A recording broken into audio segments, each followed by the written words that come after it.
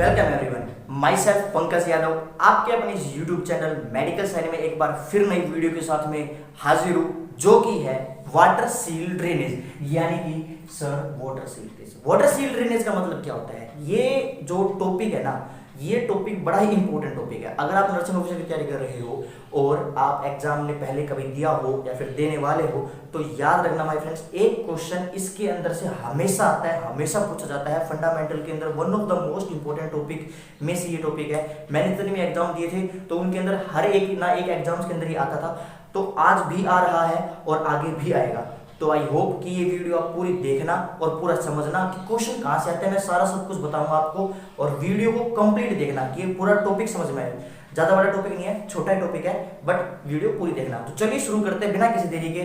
First one, which is water seal drainage. Water seal drainage क्या होता है? यानी कि अपने पास में अगर इसकी डेफिनेशन बताऊं कि water seal drainage help to escape the fluid from the pleural cavity. यानी कि ये वो सिस्टम होता है जो प्लूरल कैविटी से एक्सेसिव अमाउंट ऑफ फ्लूइड जो भर जाता है due to any abnormal condition. We will discuss in further class कि what are that abnormal conditions. तो वाया एक्सहेल क्या, यानी कि कैसे निकाला जाता है? यानी कि एक तो होता है इनहेलेशन, यानी कि सांस को अंदर लेना, और एक होता है एक्सहेलेशन, यानी कि सांस को बाहर छोड़ना। यानी कि सांस को बाहर छोड़ के एक्सेसिव अमाउंट ऑफ फ्लूइड को बाहर निकाल देना।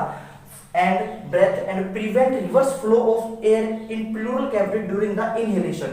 यानी कि रिवर्स फ्लो को भी प्रिवेंट करवाता है। यानी कि मान के चलिए मैंने सांस छोड़ते समय फ्लूइड तो बाहर निकल गया, लेकिन मैं वापस से सांस लूंगा तो वो फ्लूइड वापस ना जा पाए अंदर की तरफ, एयर ना जा पाए, तो उस चीज को प्रिवेंट करवाने के लिए जो सिस्टम यूज किया जाता है, उस सिस्टम को कहा जाता है वाटर सील ड्रेनेज। ये इसकी डेफिनेशन है, बड़ी इंपॉर्टेंट है, पूछी जा सकती है। चीजों को समझ के चलना, ठीक है? कि एक्सहेलेशन के द्वारा तो बाहर निकालना फ्लूइड का from the pleural cavity, and inhalation के द्वारा प्रिवेंट करवाना किसका?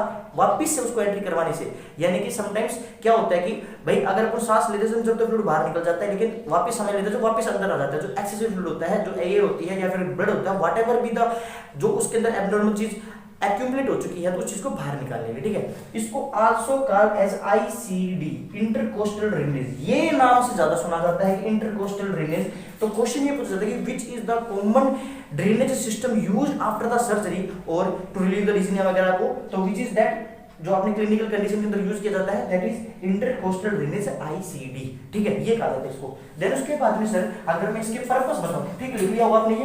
Then what are the main purpose of the water seal drainage. Water seal drainage के पर्पस क्या होते हैं? तो जो फर्स्ट पर्पस होता है इसका, यानी कि सर इसका जो पर्पस होता है, पर्पस के अंदर जो फर्स्ट पर्पस विच इज कि sir it restore the negative pressure, ठीक है? It restore the negative pressure, negative pressure को ये रिस्टोर करता है, ठीक है?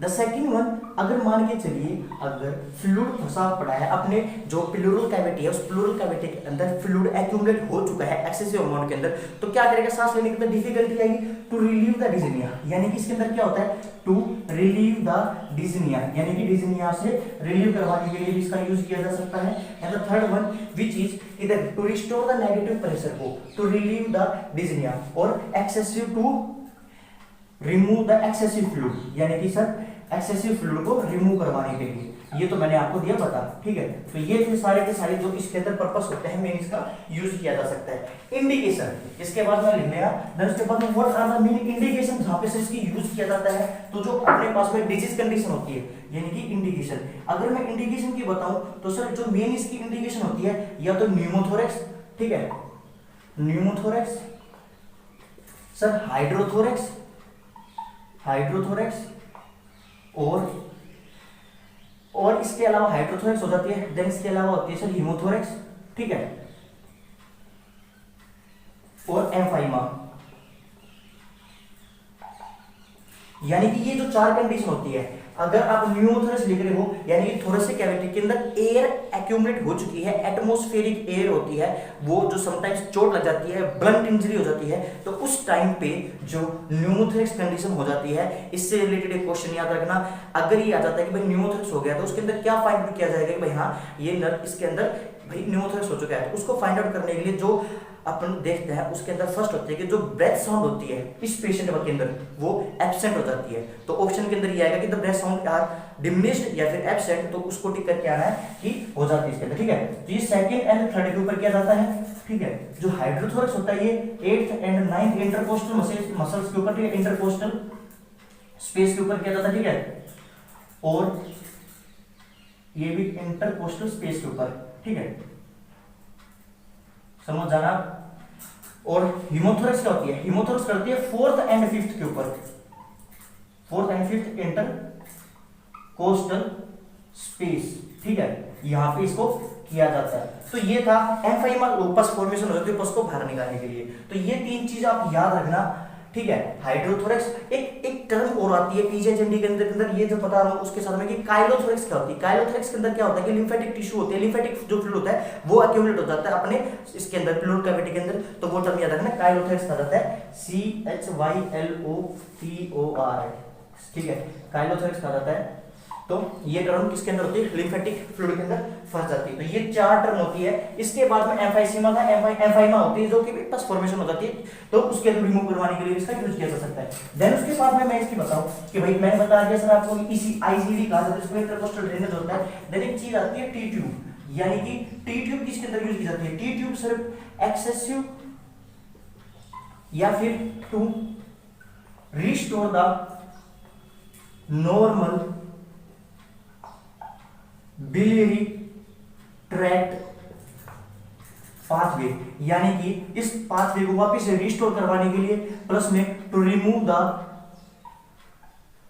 सर बाइल को रिमूव करवाने के लिए जो टी ट्यूब यूज की जाती है, कहां से, कई सेप्टम्स जो उसके अंदर स्टोन फॉर्मेशन हो जाती है बिलियरी ट्रैक्ट के अंदर होती है, वहां से हेपेटिक डक्ट आती है और ऊपर से सिस्टिक डक्ट आती है, और दोनों तीनों को मिलाते हैं फिर कॉमन बाइल डक्ट बनती है, फिर कॉमन पैनक्रियाटिक होती है।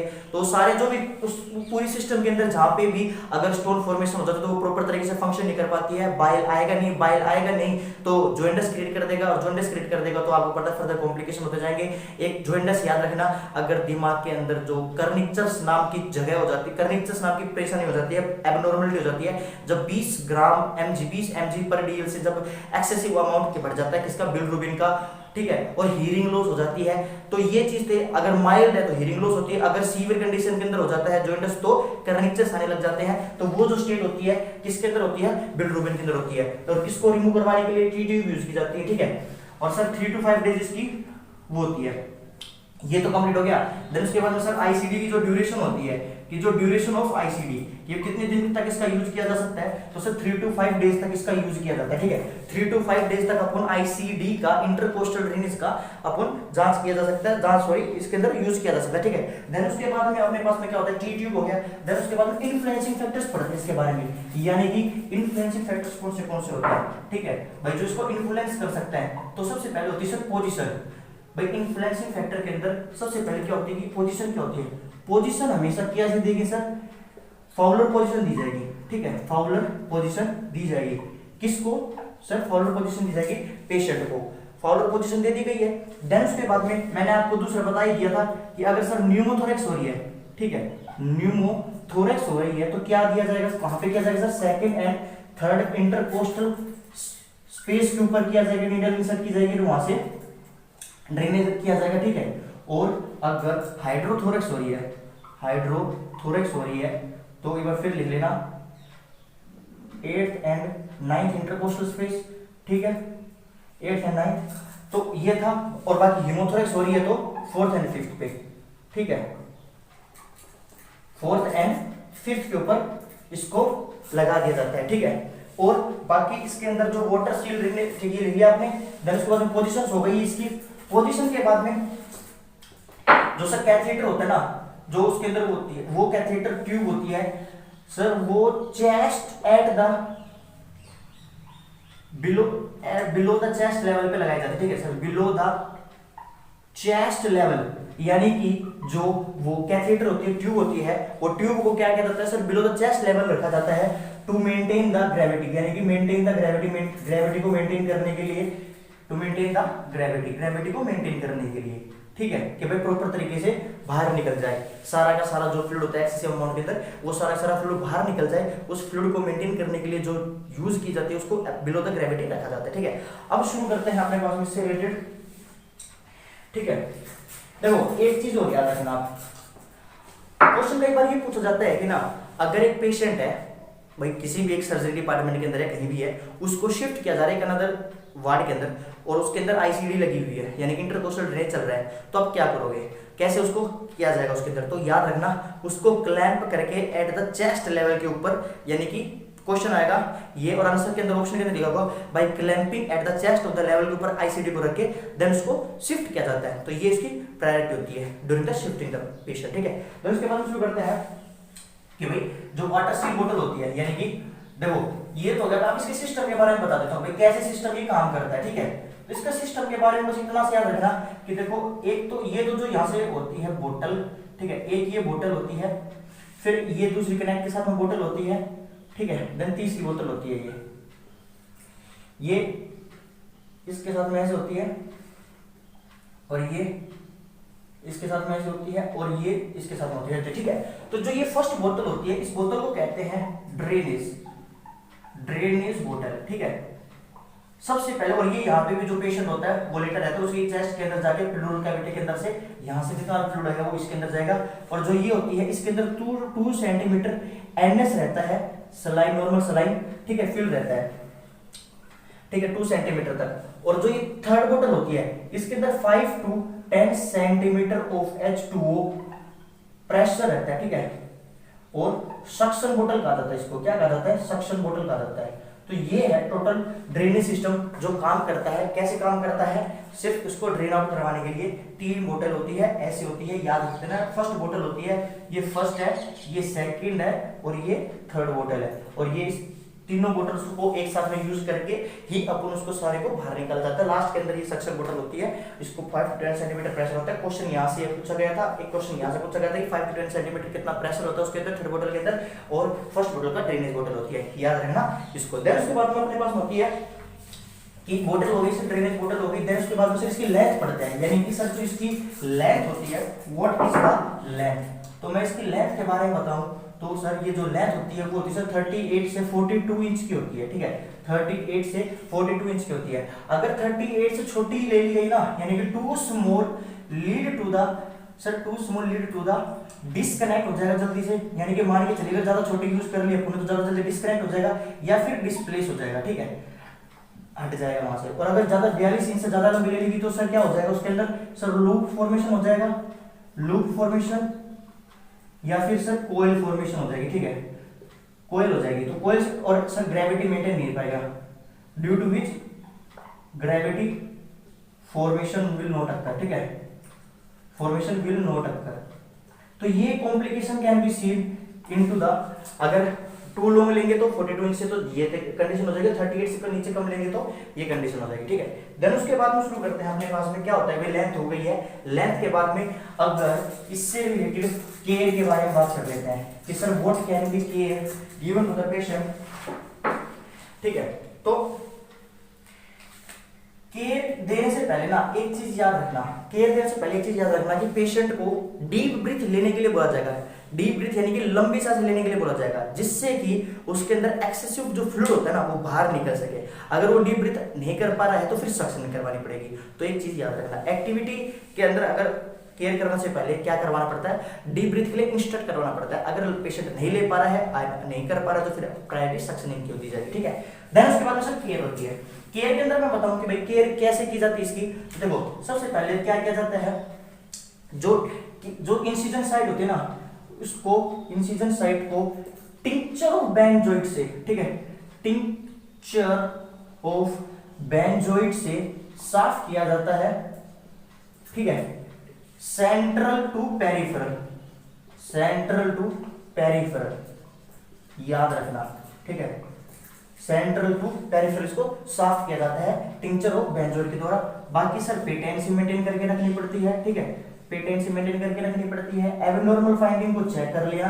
ठीक है, एबनॉर्मल फाइंडिंग को देख लेते हैं और बाकी इसके अंदर नॉर्मल फाइंडिंग्स होती है कि भाई कैसे कैसे काम है, अगर कोई आपका एब्नॉर्मलिटी है तो डॉक्टर को इन्फॉर्म कर देना, ठीक है। तो ये तो नॉर्मल केयर थी। क्वेश्चन सिर्फ खाली यहाँ से आता है कि सेंट्रल टू पेरिफेरल केयर की जाती है और टिंचर बेंजोइड के द्वारा की जाती है, और भाई दिन के अंदर 2 से 3 टाइम्स इसकी यूज की जाती है, केयर की जाती है, साफ सफाई की जाती है, ठीक है। तो ये था इसके बारे में, केयर के बारे में। अब जो क्वेश्चंस आते हैं ये हुआ। देन उसके बाद में मोस्ट जो इंपॉर्टेंट टॉपिक है इस पूरे सिस्टम के अंदर जो कि है नॉर्मल पहले फाइंडिंग्स पढ़ लेते हैं, नॉर्मल फाइंडिंग्स पढ़ लेते हैं, ठीक है। नॉर्मल फाइंडिंग्स के अंदर क्या होता है कि अगर ऑसिलेशंस देख रहे हो आप, ठीक है, वो जो बॉटल्स मैंने अभी बनाई थी उसके अंदर सर नॉर्मल ऑसिलेशंस देख रहे हो, तो ये एक नॉर्मल फाइंडिंग है। कैसी फाइंडिंग है सर? नॉर्मल फाइंडिंग, ठीक है, नॉर्मल फाइंडिंग है।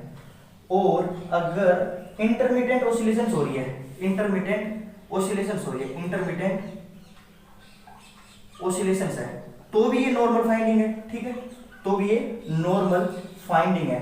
इंटरमिटेंट के अंदर याद रखना कि जब इनहेलेशन हो ना, इनहेलेशन के टाइम पे तो सर जीरो ऑसिलेशन यानी कि सर नो ऑसिलेशन, ठीक है, और एक्सहेलेशन पे बबल्स फॉर्मेशन होगी, ठीक है, एंड एक्सहेलेशन पे बबल फॉर्मेशन होगी, एक्सहेलेशन पे बबल फॉर्मेशन होगी, ठीक है, एक्सहेलेशन पर बबल फॉर्मेशन होगी। तो ये था किसके बारे में? ये था सर ऑसिलेशंस के बारे में। नॉर्मल ऑसिलेशन फाइंडिंग होती है, इसके अंदर ही होती है, और 100 ml से पर हावर, 100 ml पर हावर से लेस देन आ रहा है, ठीक है, सॉरी लेस देन 100 ml पर हावर से सीक्रेशन हो रहा है तो भी नॉर्मल फाइंडिंग है, ठीक है, तो भी नॉर्मल फाइंडिंग है। तो ये तीनों चीजें याद रखना। इसके बाद में ही अपन एबनॉर्मल फाइंडिंग पढ़ने वाले, जो कि क्वेश्चंस पूछे जाते हैं, ये भी पूछे जा सकते हैं, इंपॉर्टेंट है लिखना, ठीक है। ये क्वेश्चन पूछा गया है, इंटरमीडिएट ऑसिलेशन अगर हो रही है किसी भी वाटर सील ड्रेनेज के अंदर तो क्या फाइंडिंग है, तो आंसर के अंदर जाएगा जो दिस इज नॉर्मल फाइंडिंग, ठीक है। ये टॉपिक बड़ा ही आसान सा है लेकिन बड़ा डिफिकल्ट बन जाता है जब अपन इसको कॉन्फिगरेट नहीं कर पाते हैं, समझ नहीं पाते हैं, और अपन उसके अंदर क्वेश्चन को सोल्व नहीं कर पाएंगे। तो बेटर है कि एक बार अच्छे से समझते चलना, ठीक है। तो आगे का जो इसका टॉपिक है जिसके अंदर एबनॉर्मल फाइंडिंग आती है वाटर सील ड्रेनेज से, जो कि है एबनॉर्मलिटी होती है, ठीक है। एबनॉर्मलिटी के अंदर मैं फर्स्ट बताऊं तो देखो, अगर एब्सेंट हो जाती है ऑसिलेशन, एब्सेंट ऑसिलेशन, भाई मान के चलिए वहां पे जो ऑसिलेशन हो रही थी वो एब्सेंट हो चुकी है, तो क्या होगा? या तो कोई रुकावट हो जाएगी तभी तो एब्सेंट हो जाएगी। तो उसके अंदर अपन क्या करते हैं, उस रुकावट को प्रिवेंट करवाने के लिए, उसको हटाने के लिए पहले तो कहते हैं निकिंग, उस रुकावट को यानी कि मुड़ गई है, रुक गई है, आगे बढ़ नहीं पा रही है, तो उसको क्या कहा जाता है? निकिंग कहा जाता है। और अपन क्या करेंगे मैनेजमेंट के अंदर? सर मैनेजमेंट के अंदर ये होगा कि अपन मिल्किंग करवाएंगे। मिल्किंग यानी कि दूध वाली मिल्किंग नहीं। देखो क्या होता है, कई बार पानी की जो वो ट्यूब होती है, उस ट्यूब के अंदर कई बार रुकावट आ जाती है, आगे बढ़ नहीं पाती है, तो अपन उसको आगे से करके ऐसे नहीं कर देते हैं, अगर खींच के कर देते हैं, उस प्रोसेस को मिल्किंग ही कहा जाता है। और बीच में जो थोड़ी रुकावट हो जाती है, ब्लॉकेज होती है, उसे निकिंग कहा जाता है, ठीक है। देन सेकंड नंबर पे कॉन्टिन्यूस ऑसिलेशन हो रही है, कॉन्टिन्यूस ऑसिलेशन हो रही है, तो क्या किया जाएगा? सबसे पहले check for the leakage, management के अंदर चेक फॉर द लीकेज, ठीक है, check for the leakage, leakage हो चुकी है कहीं ना कहीं, प्लस में क्या दिया जाएगा? Check for the leakage. Leakage के बाद में सेकंड नंबर पे होता है, लीकेज हो जाती है, लीकेज बाद में सर क्लैंप कर दिया जाता है। ये मैनेजमेंट बता रहा हूँ प्रायोरिटी के हिसाब से, ठीक है, ये फर्स्ट प्रायोरिटी होगी। देन उसके बाद में क्लैंप द जो ट्यूब होती है उसको, एंड थर्ड प्रायोरिटी होती है इन्फॉर्म टू डॉक्टर, ठीक है। तो ये था अपने पास में इन्फॉर्म टू द डॉक्टर, किसके बारे में? वाटर सील ड्रेनेज के बारे में, ठीक है। कॉन्टिन्यूस ऑसिलेशन हो रही है तो देन उसके बाद में होता है कि अगर लिख लिया आपने, देन उसके बाद में होता है रैपिड ऑसिलेशंस, यानी कि अगर रैपिड ऑसिलेशंस हो रही है ना, थर्ड एब्नॉर्मलिटी आती है रैपिड ऑसिलेशंस। रैपिड ऑसिलेशंस के अंदर सबसे पहले क्या होता है कि जो कैथेटर साइड के ऊपर से हट चुकी है, catheter side, the catheter is removed और कैथेटर इज डिसलॉज हो चुका है from the incision site. Incision site होती है जहां पे इंसिजन लगाया गया है, वहां से वो रिमूव हो चुका है, हट चुका है, तो उसको देखा जाता है। फोर्थ वन इज अगर ग्रेटर देन 100 ml से ज्यादा सीक्रेशंस आ रहे हैं, 100 ml से ज्यादा सीक्रेशंस आ रहे हैं ml per hour, then secretions are there तो ये किसको शो करेगा sir, it show about bleeding, यानी कि सर ये ब्लीडिंग शो हो रही है, यानी कि एक्सेसिव ब्लीडिंग हो रही है, ठीक है, ये ब्लीडिंग को शो करेगा अगर 100 से ज्यादा अगर सीक्रेशंस आ रहे हैं, ब्लड आ रहा है तो, ठीक है, ब्लीडिंग हो रही है। देन उसके बाद में होता है, इसके बाद में क्या होता है, डिस्कनेक्ट या डिस्प्लेस। अब क्वेश्चन आता है यहां से, ठीक है, डिस्लोज या फिर डिस्प्लेस, तो इसके अंदर क्या किया जाता है, इसके अंदर sir nurse should instruct for Valsalva manoeuvre, Valsalva manoeuvre. अब ये वल्सलवा मैन्योवर क्या होता है, लंबी सांसें लेना और फोर्सफुली छोड़ देना, यानी कि लंबी सांसें लेना एंड देन फोर्सफुली इसको छोड़ना, दैट जो प्रोसेस होता है उसको वल्सलवा मैन्योवर कहा जाता है। एंड 4/4 पेट्रोलियम गोज के द्वारा उसको कवर कर दिया जाता है, पेट्रोलियम गोज, ठीक है, 4/4 petroleum goes cover by 4/4 petroleum goes के द्वारा उसको कवर कर दिया जाता है। देन उसके बाद में होता है nurse should instruct the patient by the manual cover by 4/4 gauze के द्वारा उसको ढक दिया जाता है। और third one is inform to doctor, ठीक है। तो ये था अपने पास में किससे रिलेटेड सर, इसकी एबनॉर्मलिटी से रिलेटेड। एक लास्ट पॉइंट आता है कि डिस्कनेक्ट हो जाता है तो, ठीक है, अगर डिस्कनेक्ट हो जाता है,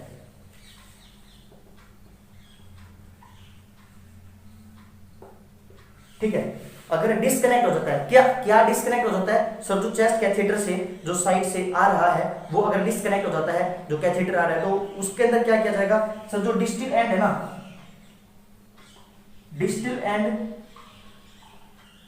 should be placed into the कोई भी नॉर्मल फ्लूइड या फिर एनएस के अंदर उसको डाल दिया जाता है, यानी कि जो आखिरी का जो उसका जो डिस्टल एंड होता है उस आईसीडी का उसको एनएस के अंदर डाल दिया जाता है, जिसकी वजह से जो ड्रेनेज है वो ज्यादा एटमॉस्फेरिक एयर है वो उसके अंदर एंटर ना कर पाए, ठीक है। तो ये था अपने पास में डिस्कनेक्ट और डिस्प्लेस हो जाता है। और बाकी अगर इसका जब काम कंप्लीट हो जाता है, ये सारी एब्नॉर्मलिटी थी, ठीक है। कॉन्टिन्यूअस ड्रेनेज हो रहा है ना, एक तो क्वेश्चन वो पूछा जाता है, एक निकिंग का मिल्किंग दर पूछा जाता है, मेन क्वेश्चन ये होता है, एक 4/4 पेट्रोलियम गोज के द्वारा अगर डिस्कनेक्ट या डिस्प्लेस हो जाती है, डिस्लोज डिस्प्लेस, तो वहां पे जो परेशानी होती है, जो एब्नॉर्मलिटी होती है, वो क्वेश्चन बड़ा मोस्ट कॉमन पूछा जाता है। और बाकी अगर इसका काम हो जाता है तो वल्सलवा मैन्योवर के द्वारा इसको बाहर निकल जाता है। जो वल्सलवा मैन्योवर के अंदर हिंदी में नहीं आएगा, मतलब कि इंग्लिश में आएगा, बट ऑप्शन के अंदर क्या आएगा, ऑप्शन के अंदर ये आएगा कि hold down and hold the breath and bear down, यानी कि ये जो लाइन है, ये लाइन आएगी उस ऑप्शन के अंदर जब कोई को वल्सलवा मैन्योवर के लिए इंस्ट्रक्ट किया जाएगा, ठीक है। तो ये था ऑल अबाउट द किसके बारे में, water seal drainage. I hope आपको ये वीडियो अच्छी लगी होगी, कुछ नया समझने को मिला होगा, और मिला है तो एक लाइक जरूर करके जाना, चैनल को सब्सक्राइब करके जाना, ये आपके लिए ही है। मैं डेली नई मेडिकल वीडियोस डालता रहूंगा, इंस्टा पे मेरे फॉलो कर सकते हो, वहां मैं क्वेश्चन डालता रह सकता हूँ। बाकी मिलते हैं अपने नेक्स्ट वीडियो के लिए, टिल देन सभी भाइयों को नमस्कार।